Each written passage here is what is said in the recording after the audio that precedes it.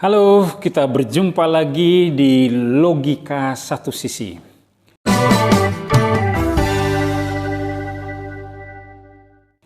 Bagian ke-11 dari edisi Merdeka Belajar kali ini, kita akan berbicara tentang ujian sekolah berstandar nasional.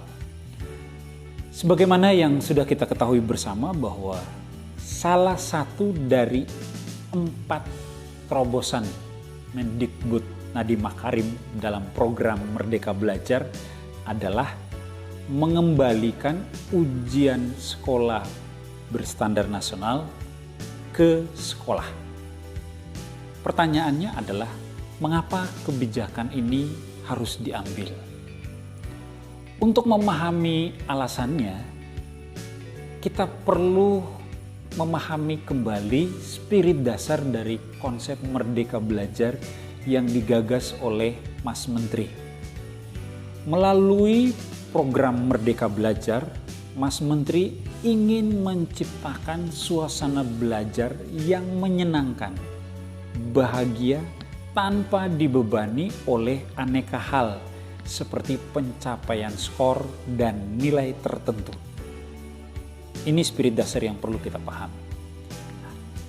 Yang kedua adalah kondisi pembelajaran selama ini, kalau kita lihat, akan selalu bermuara pada ujian di akhir jenjang. Di muara inilah seluruh perhatian dan energi sekolah akan dicurahkan demi mencapai prestasi terbaik.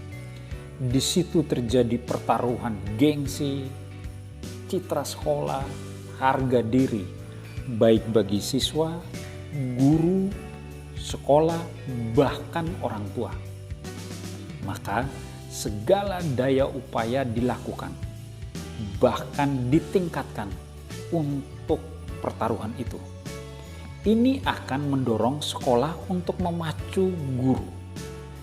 Guru lalu berupaya untuk memacu peserta didik. Kondisi ini memberikan tekanan dan beban kepada guru dan peserta didik. Akibatnya, mereka tidak lagi merdeka dan tidak bisa lagi mengalami kebahagiaan dalam belajar. Yang ketiga, USBN atau ujian sekolah berstandar nasional ini pada dasarnya adalah evaluasi yang dilakukan oleh pendidik.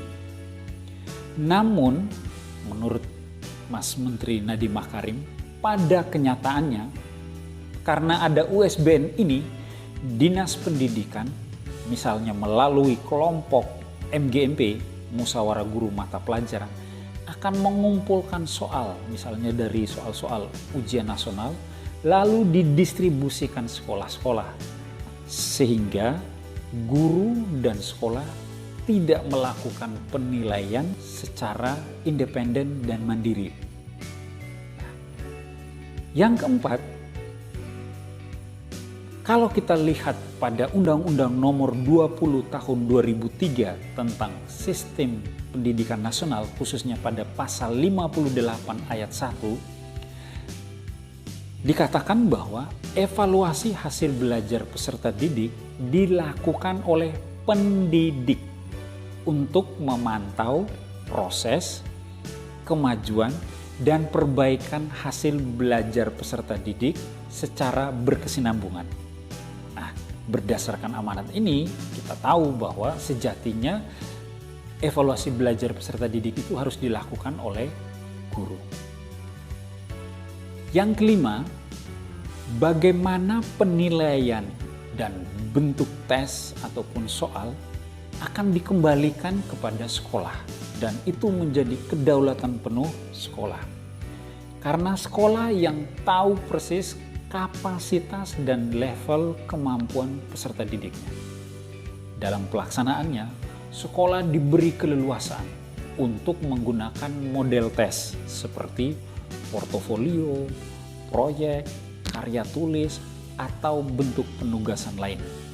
Termasuk dalam hal ini misalnya menggunakan tes yang konvensional bila belum siap menggunakan jenis tes seperti proyek ataupun karya tulis.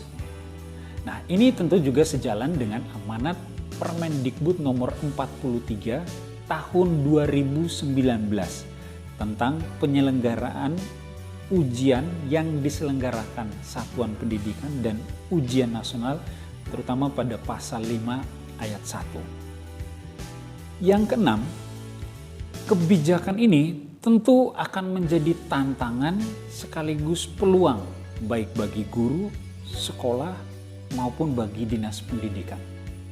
Ini adalah kesempatan bagi guru untuk mematahkan kritik tentang kesiapan dan kompetensi guru maupun kepala sekolah dalam melakukan penilaian. Ini akan menjadi tantangan bagi guru maupun kepala sekolah untuk terus-menerus meningkatkan kapasitas kompetensinya, terutama dalam aspek penilaian. Dinas pendidikan pun harus mendefinisikan kembali perannya sebagai koordinator penyelenggaraan ujian, sekaligus memperkuat kapasitas guru dalam penilaian. Sebagaimana diungkapkan Mas Menteri, semua guru, entah yang memiliki kompetensi yang tinggi ataupun yang memiliki kompetensi rendah, harus melewati proses refleksi dan interpretasi terhadap standar kompetensi dan mengaktualkannya dalam penilaian di sekolah dan diterjemahkan ke dalam pembelajaran.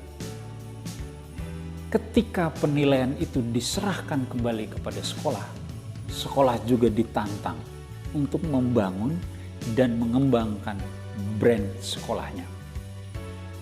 Sebagai apakah sekolah itu akan dilihat atau dipersepsi oleh masyarakat? Karena pada hakikatnya eksistensi sekolah akan semakin kuat tergantung pada bagaimana persepsi masyarakat terhadap sekolah itu. Semakin positif persepsinya, maka semakin baik penerimaan sekolah tersebut di dalam masyarakat. Demikian juga sebaliknya.